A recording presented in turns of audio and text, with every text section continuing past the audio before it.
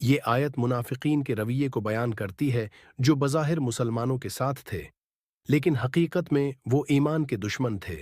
जब ये मुनाफिकीन मूमिनों के सामने आते तो उनसे कहते कि हम भी तुम्हारी तरह ईमान लाए हैं, ताकि मुसलमानों के साथ रहकर फ़ायदा उठा सकें।